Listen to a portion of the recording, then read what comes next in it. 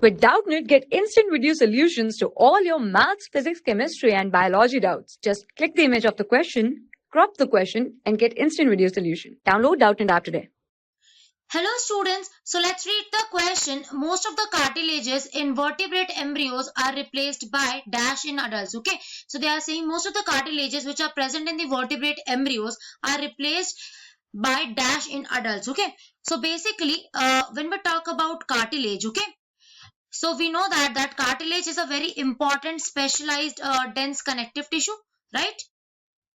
It's a specialized dense connective tissue, and this dense connective tissue is very important and is basically designed to withstand that tension, this torsion. Okay, so basically when we talk about the vertebrate embryo, okay, so in vertebrate embryo like there is a lot of cartilage which is present in the body of the embryo.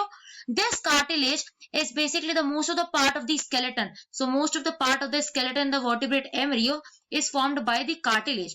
But as soon as basically this in the development basically takes place of this vertebrate embryo, the development, as soon as the development basically starts by the process which is known as the process of ossification. Okay, so by the process of ossification, this cartilage start ossifying and become converted into a hard solid substance which is known as bones. Okay, so they are converted into bones by the process of ossification.